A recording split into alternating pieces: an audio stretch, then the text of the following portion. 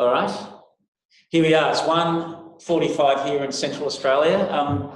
Welcome everyone, far and wide across Australia.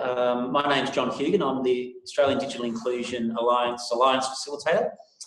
Before we begin, I'd like to acknowledge and pay our respects to the Central Arunda people, who are the people of the land here that we're meeting here in Alice Springs. And as we have people meeting all across the country, we also acknowledge the First Peoples in those various places, the traditional owners, elders, both past and present.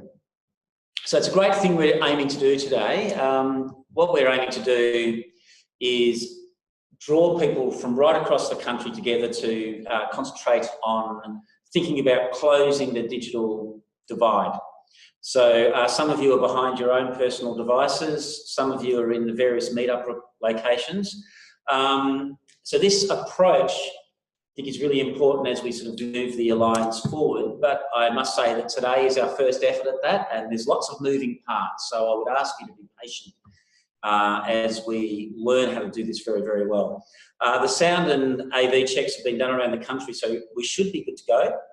The webinar itself is pretty well one way. We'll be drawing people from a number of locations, the guest speakers, although I have one of our guest speakers here, Daniel, who you'll meet shortly.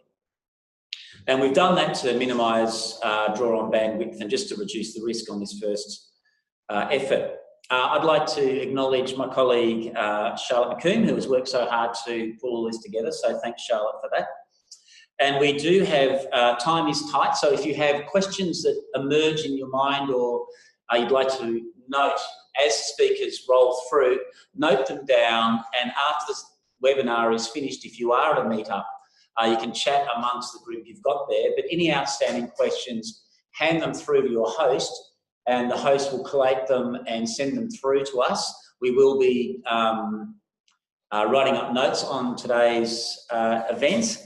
And what we'll do is we'll get those answered questions, and there'll be a bit of a Q&A that everyone will get the benefit of the answers to your questions. So if you can do that, that'd be terrific. Next slide, please, Charlotte. So I'd like to, before we kick in, I'll just outline the agenda. I'd just like to acknowledge the hosts of the various places, the meetup places that have been established around the country. I won't read them all out, but I did just want to acknowledge up front and to thank those people for being willing to do that. So, so in a moment we'll, next slide please, Charlotte. In a moment we'll have the ADIA Chair, David Spriggs, who'll give a brief introduction to the ADIA. Some of you, this may be your first encounter with us. I know Jeff, who I just met here in Alice Springs, his first encounter, so there's a bit of an introduction there. And then that'll be, so David will outline the ADIA and give an overview of progress to date. That'll be followed by a presentation by Associate Professor Michael Dezuanni from QUT on the ADIA research project, and that'll be then followed by a presentation by Daniel Featherstone to my left on lessons on digital inclusion in remote Indigenous Australia. That'll be followed by a quick update on the Collective Voice ADIA project by Brendan Fitzgerald. I'll follow up with some other project updates and a bit of an outline of what's next for the Alliance. So, and then for those of you who are at the meetup places, you'll be able to go on and do some networking amongst yourselves.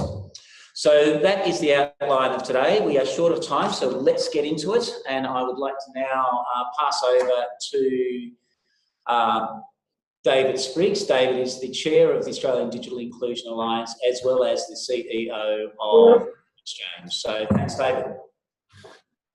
Very good. My off-mute. Very good. Thank you.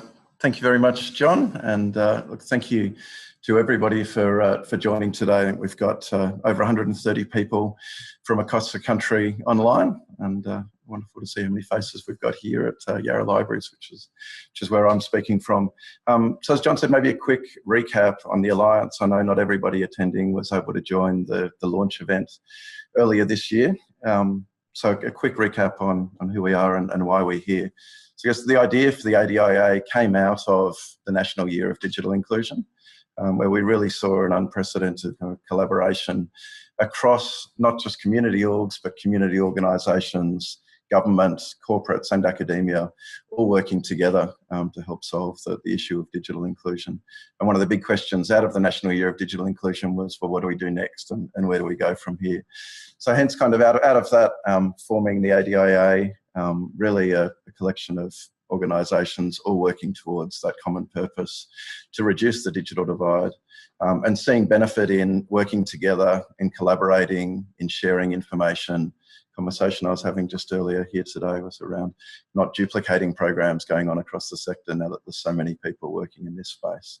So that was sort of the genesis and why the ADIA, and really at the core of all of that why it's to enable greater social and economic participation for all Australians through the use of technology. It's been supported by Infoxchange in the establishment. We've been hosting a backbone organisation, which is John and Charlotte as part of that backbone. And would like to say a very special thank you to the financial supporters of the Alliance who have been Australia Post, Google and Telstra to date. So thank you very much for your support. I tried to change the slide, but that's Charlotte's job. So we launched just over 3 months ago now. We had about 100 people attend in Sydney for a launch and then a full day workshop. Launched by Angus Taylor, the Assistant Minister for Cities and Digital Transformation. But I thought really important on that day and through the short life of the Alliance to date, cross-party support. So we also had representation there from the Office of Michelle Rowland, the Shadow Communications Lead, and from Sarah Hanson-Young, who's the Green spokesperson for communications. So fantastic to see that sort of cross-party support. Agreed on the focus areas of the ADIA, at least to begin with, and this will evolve over time, but raising awareness of the issue of digital inclusion, building momentum of digital inclusion as a policy issue, and then we really wanted to kind of accelerate action and raise the bar in a few critical areas that had come out: affordability, the digital ability and skills, and accessibility, or as we say today, more inclusive design. So that's kind of the areas, and 10 projects came out of that initial workshop, formed with members of participants of the Alliance to help drive those projects forward. And the progress we've had to date, so over 300 people representing over 200 organisations have signed up to participate in the Alliance. As I say, we've established a basic core backbone with a strategic coordinating group, and my thank you again to everybody that's been part of that group to date. We've got some work though to do in that space, and we're looking to evolve that structure into next year. We've got a workshop that's planned for January around the governance of the Alliance moving forward. So what does it mean to be a member? We're looking to expand out the coordinating group, and a number of people have put up their hand to join that group. So thank you again to those people who have indicated that. So more work to do around governance and strategy. But I guess we were keen to kind of push ahead with sort of learning by doing in the Alliance while we're working those things through. And hence the projects that have been active, and also a couple of events that we've been part of in the last 2 or 3 months. So one was at the Office for the E-Safety Commissioners Conference, Online Safety at the Edge, where there was an ADIA facilitated session on older Australians and digital inclusion. There was some new research there that E-Safety had done, sort of addressing issues like fear and motivation and confidence with older Australians, and a panel that John managed to facilitate at that conference. The other, which we'll talk about in a bit more detail in a minute or so, is an ADIA research event that was organised by QUT and the State Library of Queensland. That was up in Brisbane just week before last, with about 30 people there. A fantastic collection of largely academics, but also people from community organisations, corporate partners and government, all interested in what additional research do we need to do in the digital inclusion space. So I think that's probably my 5-minute intro. Really my message again is thank you very much to everybody who's contributed to the Alliance to date and everybody who's here. And I would like to pass on to and introduce Associate Professor Michael Dezuanni from QUT, who's going to give us an overview of what happened at that research event week before last. So all going well with the technology. Michael should take over. Thank you, Michael. Right, thanks, David. As David said, we had a really terrific event up here at the State Library of Queensland the week before last, and we set out to focus on digital ability. So the title was Researching Solutions for Digital Ability in Australian Communities. And so today, I just want to talk about four things. I want to talk about why we need to do research and what the value of research is. I want to talk briefly about the event that we held and some of the things that we spoke about at the event, what the purpose of it was and so on, and then talk about some of the key sort of project ideas that we came up with, and I'll finish up by just talking about what the next steps for that focus on research are. So the next slide there, thanks Charlotte. So going to that first question then of why we need research. So look, we've had the Digital Inclusion Index, and the index has been absolutely fantastic. I assume that most people listening today will have at least heard of the Australian Digital Inclusion Index. The index aims to measure levels of digital inclusion across access, affordability and ability. And that's been gathering data now for 2 or 3 years, and we've had a report in 2016 that came out, another report in 2017, and as I understand it, there will be additional reports that will come out in the coming years that will start to give us a sense of that sort of longitudinal picture of what digital inclusion looks like right across the country. That's very, very helpful and incredibly useful because it allows us to really pinpoint what's happening in various parts of the country, but also, of course, with different socioeconomic groups and socio-demographic groups. So we know, for instance, that if you're a young person, let's say a child who's living in a low-income family on the outskirts of a major Australian city, that your level of digital inclusion is likely to be quite low, and that's likely to be impacting on your ability to take part in your schoolwork, for instance, because you simply can't get online at home to complete the various homework activities and so on that you're being asked to do at school. So that's just a for instance, and of course we could look at a whole bunch of other groups across society. Now, coming out of the index, though, one of the things that the index doesn't really help us to understand is the why things are happening and the hows and what we might be able to do about it. And so our focus on digital ability is really about that. It's really about how can we gather data to better understand the causes of people not being so well included, and what some of the interventions might be that we might undertake to make improvements for people. And we do know that digital ability is particularly poorly understood because it's so complex and localised. Everyone's story is different, and people in different parts of the community experience digital inclusion in different kinds of ways. So it's actually quite difficult to sort of scale up, if you like, solutions to digital inclusion because they're so reliant on those local circumstances. So we want to better understand what works and what doesn't work, and we also want to ensure that we build on successes and avoid repeating failures. So when we do see things that are working, we can continue on in that way, and we can hopefully make those kinds of interventions on a more regular basis. So next slide there, thanks Charlotte. So as David said earlier, we hosted this event about 10 days ago now at the State Library of Queensland, and it was attended by about 30 people. You can see the various organisations, some of the various organisations that were represented at that event. We had a really fantastic 4 hours together where we set out to identify some of the solutions that I was speaking about earlier. So we had these three aims, really. We aimed to identify a set of priority research questions.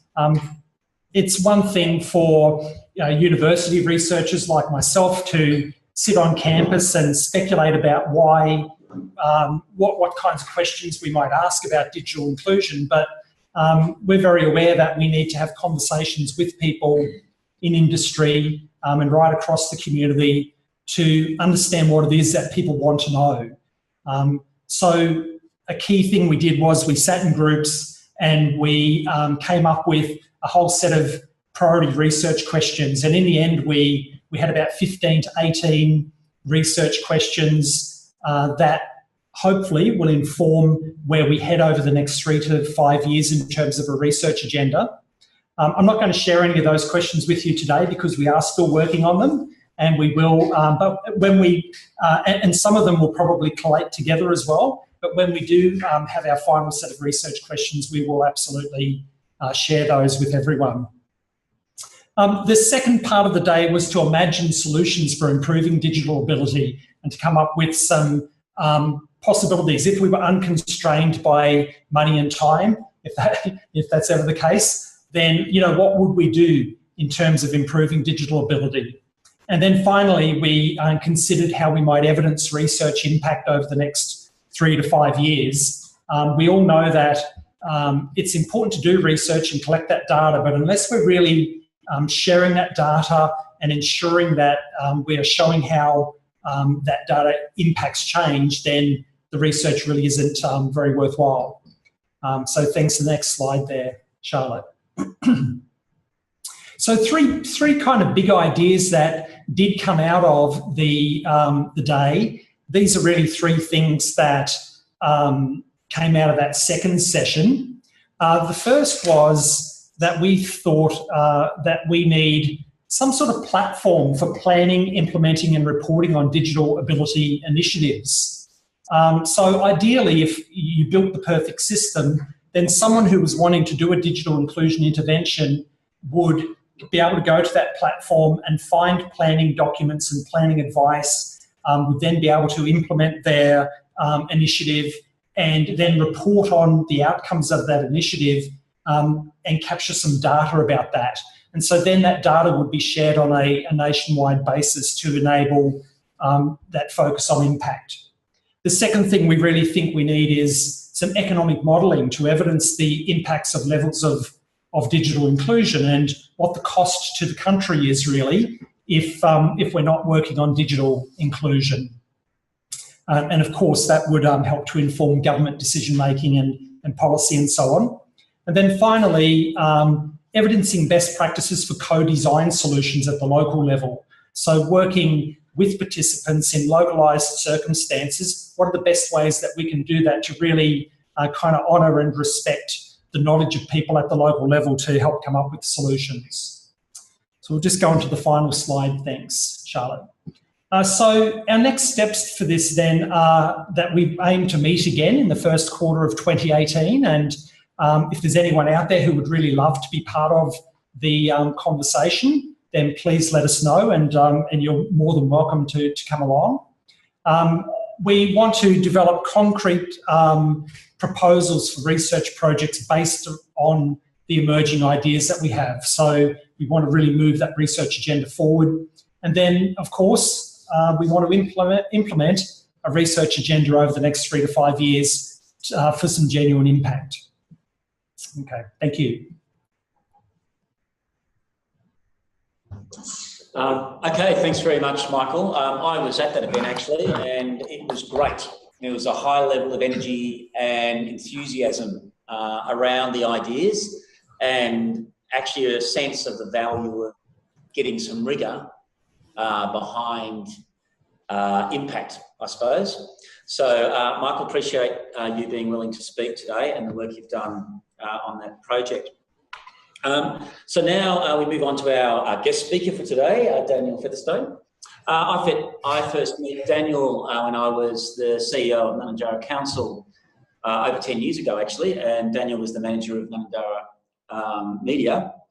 And that was way back. And then we started working on the Broadband for the Bush Alliance together as well. So we've had quite a history working on things digital together. So Daniel's now the General Manager of Ochre, which is growing from strength to strength. And he will tell you about Ochre in a moment, so I won't steal his thunder there. But Daniel is someone who puts his words into action, and someone deeply committed into this space. So I shall pass you over to Daniel. So Daniel, you're up. Thank you, John, and thanks for the invite to speak today. Before I start, I'd also like to acknowledge the Arana people, the traditional owners of the land on which we're meeting here in Alice Springs, but also the traditional owners for the land in all the areas in which you're meeting today as well. And for all the Aboriginal and Torres Strait Islander people in the audience, acknowledge their role in this space. First of all, a little bit about Ochre. So Ochre is sorry, next slide, Charlotte. Ochre is a national peak body for the Aboriginal and Torres Strait Islander media and communications. So up until a year and a half ago, we were the remote Indigenous media peak body. We've been in a slow process of expanding our role and our representation to support particularly the radio services across Australia, but also working with film and television, print and online as well, but acknowledging that a lot of the primary membership is in the broadcasting, the radio and broadcasting space, but it is a changing space with convergence. And one of the roles that Ochre has taken is looking at sort of the forward direction for our sector, and particularly in a convergent era, and how our media organisations are playing a critical role in connecting people across all of the platforms to help tell their stories and provide meaningful media services and information services to those communities. So we've got 160 members, about 25 organisations and a whole range of practitioners across different areas. So we have been running a project called Digimob Digital Mentors Project, and I'll explain a bit more about that shortly. Next slide, Charlotte. The Broadband for the Bush Alliance is a organisation that has grown up initially out of work that we were doing, in the media sector, and started a bigger conversation, of which John, working at Desert Knowledge Australia at the time, picked up on and helped to expand the network. So it became a growing group of organisations out from Central Australia, but increasingly became a national group of organisations talking about the needs of remote and rural telecommunications, that there wasn't really an organisation speaking specifically to those needs in the era of the rollout of NBN, and recognising that there was not a one-size-fits-all solution. So most of our constituents were in the satellite footprint under NBN as compared with the fibre optic rollout. And so this was a need to look at what were appropriate communication strategies to meet the needs of these communities and organisations and service delivery agencies across remote Australia. So that group has run an annual Broadband for the Bush forum we've had 6 now, and growing out of that, an Indigenous focus day. We've had 4 specific day where Indigenous organisations and people talk to their needs and interests and projects that they're working on, and so that's an ongoing activity that we try to get an ongoing conversation around these issues, as well as having network events, webinars, contributing ideas to policy submissions and so forth. One of the key outcomes from this year's Broadband for the Bush Forum, held in Perth, in Fremantle, and particularly growing out of the Indigenous Focus Day presentations and discussions, was that Indigenous digital inclusion should be considered a closing the gap measure, because it's critical as an enabler to a whole range of other activities around health, employment, education, and other service delivery to enable those measures to be able to be achieved. So again, I'll speak to that again in a short while, more of the detail of how we've gone about trying to implement that. The Indigenous Digital Mentors project is a project that Ochre's been running. We're just in year 2 of a year 3 project. It's been funded by Telstra to support up to 13 communities in the Northern Territory. The first year we delivered to 2 sites, Alice Springs Town Camps and Ochre in the Utopia region. We're now working with other organisations to deliver what we call an embedded model to provide on-the-ground support and the ability to provide community access to ICTs, as well as being able to have local support for digital mentors. And the main aim here is to build capacity of local people to support, teach each other through a peer learning model. And as there's a whole range of sort of back-end elements to that that I'll explain. But one of the things we're very aware of is that for, coming out of what Michael was describing, the Digital Inclusion Index, that there's been very little data collected about the digital inclusion of remote Indigenous people in that index. Unfortunately, the sort of methodology using phone interviews for the Roy Morgan research that was the back end of that survey really didn't capture a lot of the needs of remote areas, and so we don't have good data there, and that is a need, Michael, when you're adding to your list there.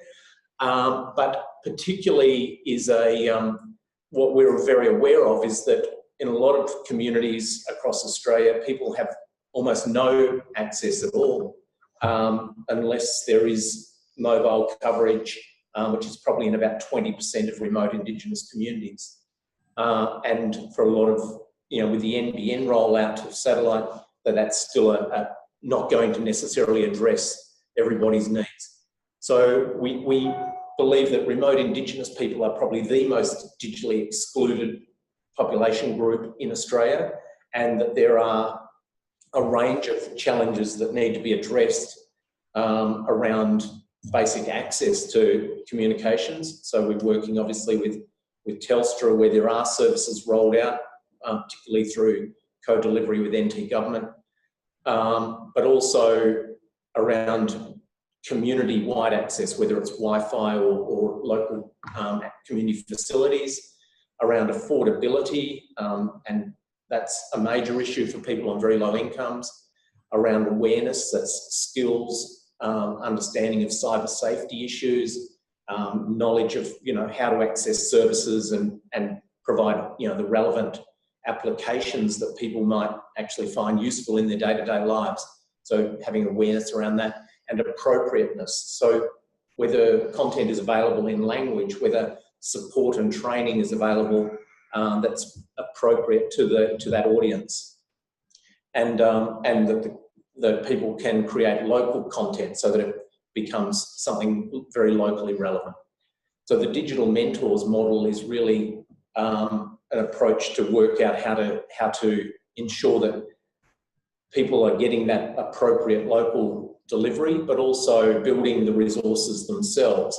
So we've got Liam Campbell in the room here who works at Ochre, has been developing an app as a back end of this to collate a whole range of resources to make sure that people have access to all the information, but they can go on their own learning journey using their own devices, not necessarily relying on having a community facility to provide that. The other issue is around local, so ways to make sure that we are addressing needs. Local ownership, relevance of content are key to engagement, but building on what people already know, what they already do in their communities. So that's a fairly critical part of getting people engaged. It has to be familiar and something that people already are building on what they would do naturally.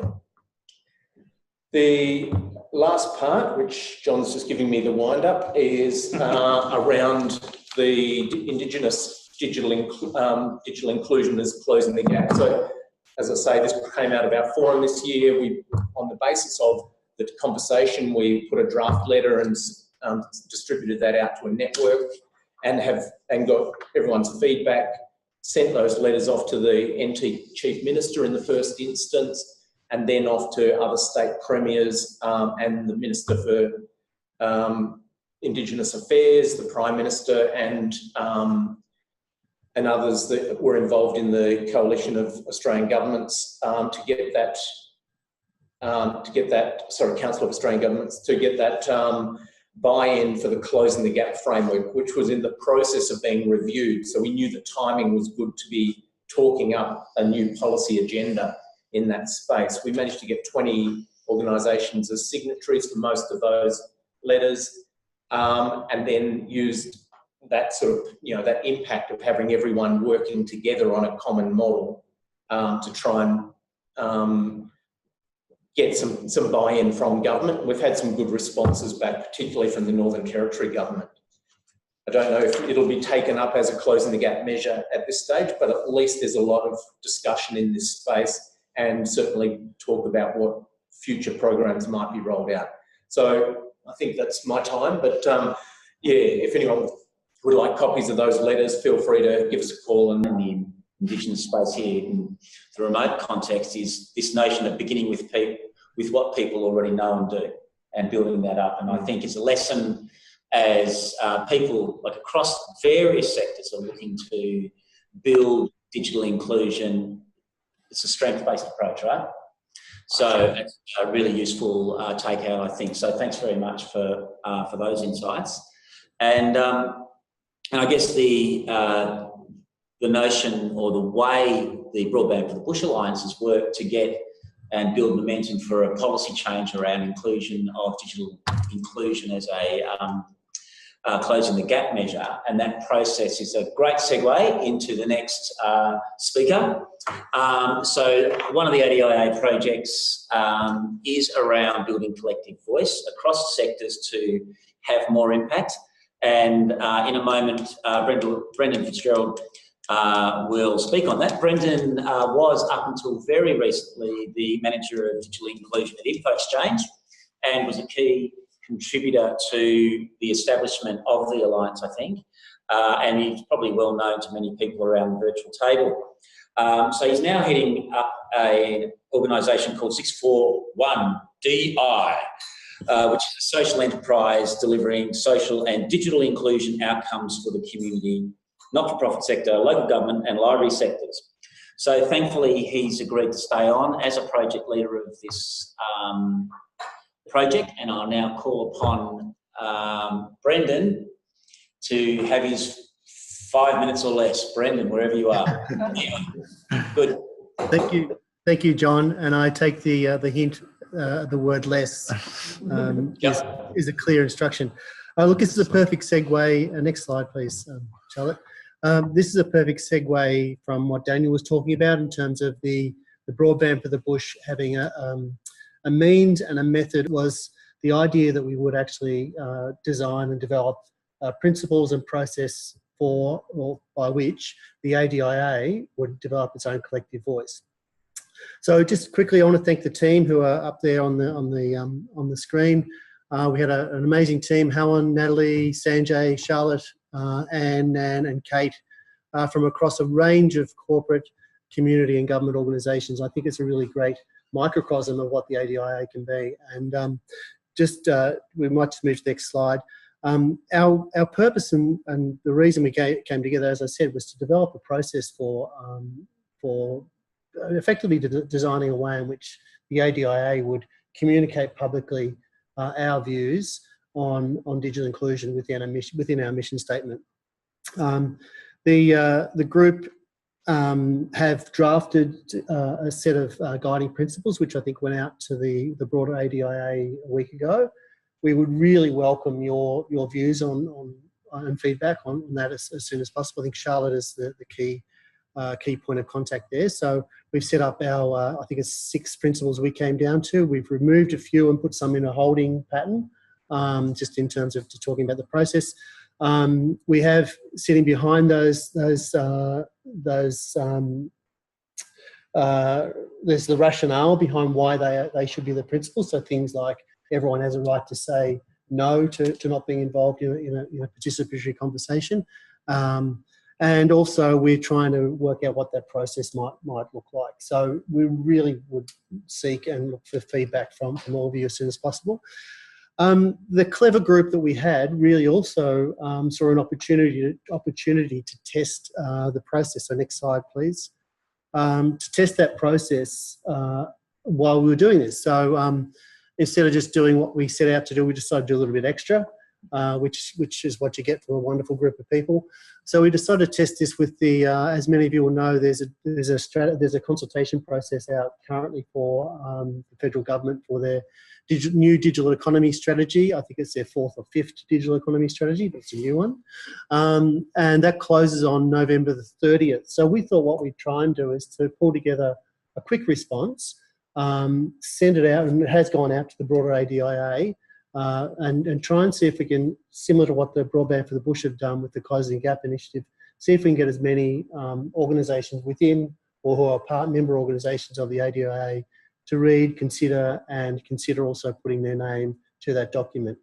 Our thrust in that document was not to try and respond to the whole shooting match that was in the consultation paper, but really in effect to say, here we are, we're a collective organisations of, across government, community and corporate, and we can actually have impact and reach to support the digital economy strategy implementation.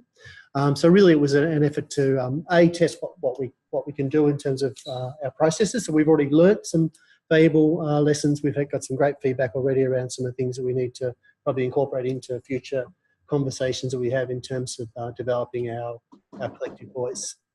I might leave that there. So yeah, thanks, Brendan. I was so some great work with that team, and the heart of it goes to the notion of having a stronger voice working together rather than individual people peppering the people that they're trying to influence, and creating a way of doing that that allows people to buy in or not buy in on the issues that they're interested in. So thank you very much for that, and note the call to action. And if you haven't got the email that was circulated, then you can also respond there and we can get that out to you. There's a few days left, right, Brendan? So that's terrific. Okay, so if I can have the next slide, please, Charlotte. Thank you. So I'm just going to quickly give you a bit of a very fast rundown on some of the other projects that have happened. We've only got 7 minutes left, of which I'm only going to use 4 of them for this. So I don't want to diminish the work that has been done by these project teams. I think the gathering of project teams led by project leaders for common purpose has been really quite effective. There's been sort of varying levels of engagement depending on the projects and so on, but on the whole, it's exceeded our expectations, and that's been really, really fantastic. So we've heard about 2 of the projects today, so thanks very much, Michael and David. 3 actually, and Brendan today, just outlining those. So one of the projects is the Raising Awareness project, which is led by David Spriggs, and there's been 12 people actively engaged in developing up the beginnings of a campaign strategy to raise the level of awareness of digital inclusion as an issue across the country. They've done some great work there. They've done some baseline strategy development. They've identified audiences, key messages, calls to action, possible tactics, and have identified some of the assets that could be used to start telling the story. By March next year, their aim is to finalise that strategy for a full 2018 campaign and identify the resources necessary and get those resources to really make that come alive and to build the ADIA social media presence. So the call to action there, if you want to help with that, is to join that group share your human interest stories, and help find some resources to really make this fly. So that's that one. Natalie Collins led the event accessibility checklist and connecting customers. This is really very much about accessibility, and so there's been some work there around, even this event, they've assisted in ensuring the accessibility around this event, and we've got a bit of an action learning project around this event. And they've also developed up a comprehensive project plan to survey a range of SMEs and other service providers around accessibility for people who are disabled or people with disabilities. And if you'd like to help with that, you can connect with Natalie, and they're trying to build a sort of a number of connection points to build this project. Another project has been the ADIA Seniors Network that was taken forward by Anna Donaldson, and that was the notion of building a network of people within the ADIA who have got a particular interest in working with seniors. It quickly became apparent that this work was sort of already happening under the with the Good Things Foundations and so on. I might just quickly get to the next slide, please. Thanks. So many of you will be aware that there's been a large investment by the Australian government to connect up seniors. It's called the Be Connected project. It's an Australian government project. There's the link down below there. But the Good Thing Foundation has been chosen to help build up the network. They've already got 585 partners registered across the country working in this space, and there's been some workshops and introductory webinars and so on. This is quite new, and there's been some seed funding grants pushed out to kick this whole thing along. So hop onto the website, the Good Thing Foundation. This whole building up of the network of seniors is a really important initiative. Next slide, please. I'm really running out of time here. So Anna is also keen to kick off and see whether or not there are other people working in the senior space who want to do some work under the ADIA banner. So get in touch with her. Oh boy, okay. So there's been an upscaling of digital mentoring programs. So that is going ahead.